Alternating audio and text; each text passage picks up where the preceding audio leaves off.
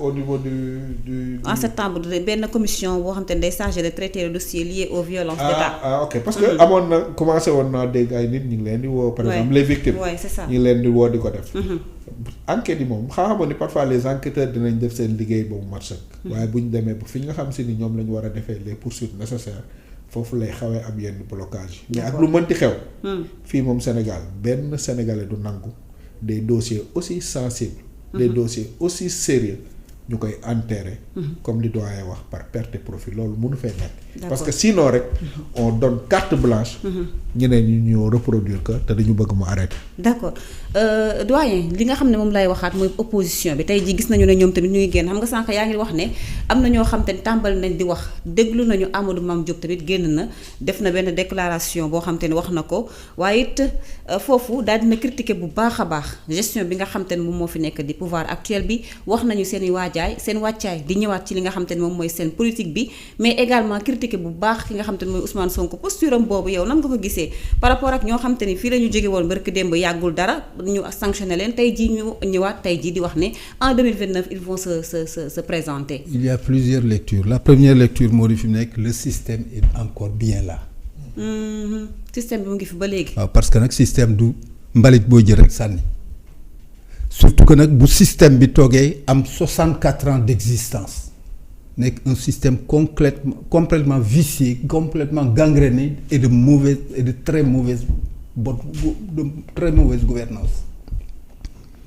loolu moo indi tey yii di am parce que fi mu nekk les préalables n'ont pas été réglés. ñan mooy préalable yi. préalable yi moo di fi nekk le package pour lequel le peuple sénégalais a validé et accepté que Diomaye devienne président de la République moo di il faut refaire la justice mu solaat ay mbubbam réel authentique il faut que véritablement aussi mu am non pas seulement reddition des comptes mais qu'on sèche les larmes des victimes. Et à la limite aussi qu'on permette à des familles à des maris à des dames de faire le deuil de leurs enfants de leur mari ou de leur épouse parce que yooyu yëpp am na fi mais mieux encore il y a même les comptes les redditions de comptes nag parce que nag on n'a pas convoqué 14 millions ou 17 millions de Sénégalais on attend qu'on convoque effectivement tous les Sénégalais yi nga xam ni on leur avait conféré des pouvoirs ñi ay ministres la ñu woon ñi ay directeurs généraux de société ñi ay responsabilités d'État lañ leen jox ay ambassadeurs lañu et cetera c'est que nekk c'est le minimum boo dénkee Fatoumata ba année bi jeex nga mën daal ni ko Fatoumata on fait les comptes c'est ce que les Sénégalais demandent ils demandent pas la mer à boire ils demandent juste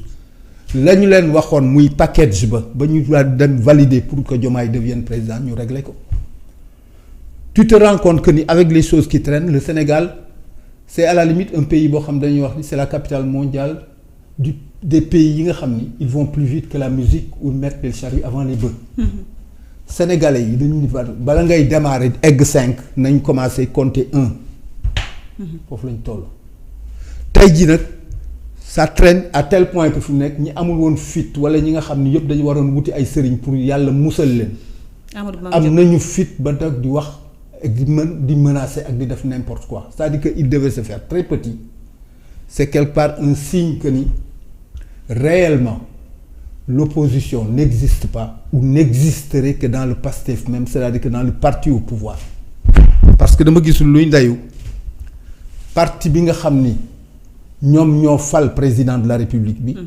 mu am ñuy liggéey président de la République war leen li ŋàññi te ñu la ŋàññi ne nañu PASTEF la ñu bokk c'est-à-dire que en fait tu te dis que ni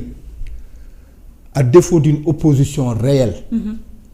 la réalité de l'opposition est dans le PASTEF même yooyu day indi par exemple lu tax bootul Ousmane Sonko di conjuguer temps yi ñaari verbe ban ak ban remobiliser ak massifier foofu la nekk temps yi et il a raison effectivement parce que quelque part à de certains moments voilà à de certains moments il n'est pas honteux de refaire le tour du propriétaire puisque lu nekk mën na ko bett aussi d'accord nit ci boppam wane na ni mën na lëndëm lool il prend les devants comme ni ko wolof yi di waxee daw ba ngay ami tànk. Il recompte son monde. Et à la limite il essaie de montrer effectivement à qui peut savoir et doit savoir lii laay peese te lii la moo fi nar a am c'est-à-dire que moom laay wax ni quelque part il est animé de sentiments d'affection par rapport à Diomaye parce que am na koo xam ne bu nekkoon place su Ousmane Sonko situation yi demee nii du may Diomaye benn ngoon wala benn après-midi du ko may benn guddi wala benn temps je crois que ni fi nekk posture bu lu mënti wax itam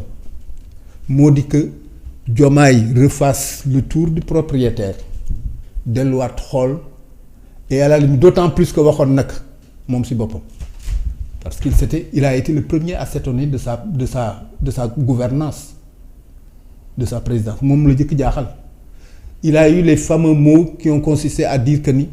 toog naa pendant 10 ans di jéem a wut pour fal nit mu def 10 jours fal ma am na fi walla amu fi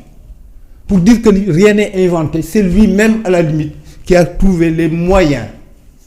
de revenir sur ses décisions lui-même mu xëy suba daan ni xam naa li ma teg ci place bi nan la ma ci yàlla tege ak fan la ko jaarale je crois que ni il n'a que des arguments pour sans honte et à la limite comme un grand daal di delluwaat effectivement toog ak Ousmane Sonko et ils font leur tour du propriétaire moi j'ai envie qu'ils le fassent parce que quelque part aussi je le dis régulièrement ay xale lañu yàlla installé leen ñu war a yore réew ñu bokk ci réew mi am fi ay doom am fi ay sët suñuy doom war fi am seeni doom am fi ay sët dafa doy que réellement ñu nekk dans un travail presque une épreuve de mythe décisive c'est-à-dire que bu ñu demee ba yaakaar ni baax na rek mu wàccaat quoi je crois que ni fi mu nekk tous les Sénégalais devraient se liguer derrière ces deux-là pour jàppale leen parce que leur échec c'est pas leur échec c'est l'échec de tout un peuple